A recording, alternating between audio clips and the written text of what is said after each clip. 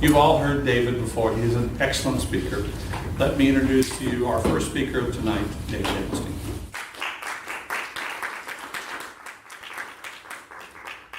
Thank you, a very liberal Toastmaster.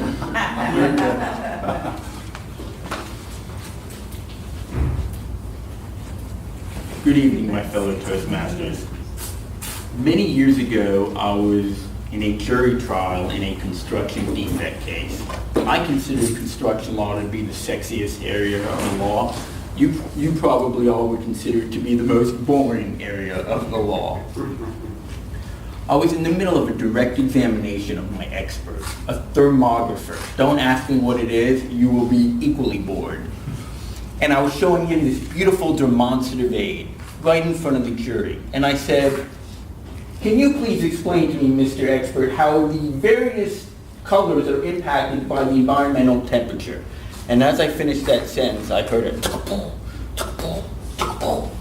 And I looked around and I saw juror number 5 giving me the finger gun. Now, when you get the finger gun from a juror, that is not a good sign. When I get it from my little 2-year-old, it's not a good sign. It's equally not a good sign when the juror is not only giving me the finger gun, but he's giving me the sound effects. Well, I sat down after the direct examination, and it was my opposing counsel's time to cross-examine my expert. And my opposing counsel was a very good trial lawyer. And he looked at my expert and he walked right up to him right in front of the juror with his hands behind his back, and then he said, "Isn't it true you're a liar?" He didn't actually say that, but that's what he was implying. And I was focused on juror number 5 because he had shot me. And juror number 5, at this point, we're on the 4th or 5th day of trial, he had had enough and he was just going boom, boom, boom. And I know my opposing counsel picked up on that. Originally I was offended because I was shot, yet my opposing counsel was unscathed. The juror just had enough and just shot himself. Well, needless to say, we both knew that there was a problem and we settled the case. But the point is, I really wasn't shot by the finger gun, and juror number 5 really didn't shoot himself. You see, with the finger gun, I can do whatever I want with it. I can turn it into a semi-automatic weapon. I can turn it into a grenade launcher, and nothing actually happened. There are no repercussions when I use a finger gun. Sure, someone may be offended. Sure, my feelings were hurt that I got the finger gun in the middle of trial, but no one actually got hurt.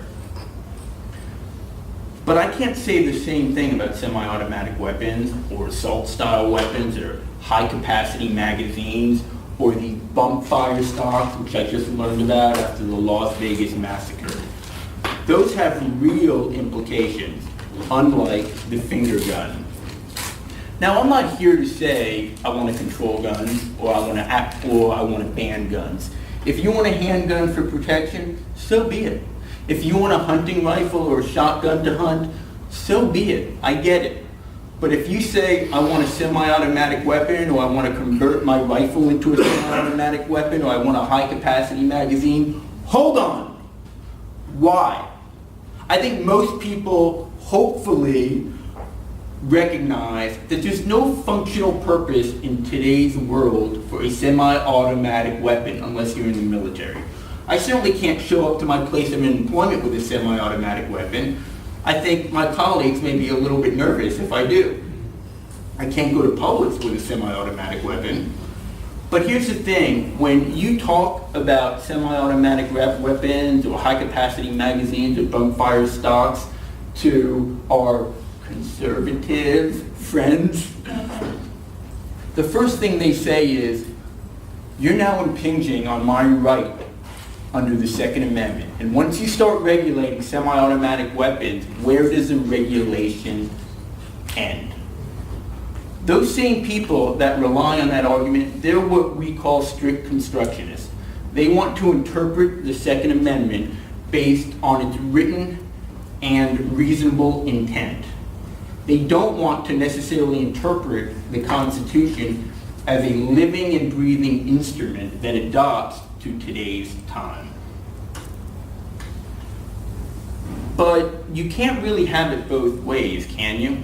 because the Constitution, or the Second Amendment, was implemented in 1791 at a point in time where there were no semi-automatic weapons, there were no bump fire stocks, there were no high-capacity magazines. I couldn't turn my musket into this semi-automatic killing machine. So you can't say that the Second Amendment, we need to strictly construe it based on its original intent in 1791, and then at the same time say, well, you know what, we'll make an exception because it's living and breathing, and we'll apply it to guns in existence in today and not in 1791. There's a contradiction that's inherent with that argument that I don't like. But you see, my philosophy is we can avoid that contradiction, and we can avoid any fear that comes along with semi-automatic weapons by using the finger gun. Because with the finger gun, I can do whatever I want with it. I can take it anywhere. I can put it in my pocket. I can unleash it at any time, and nobody gets hurt, and there are no consequences. Thank you, my fellow Toastmasters.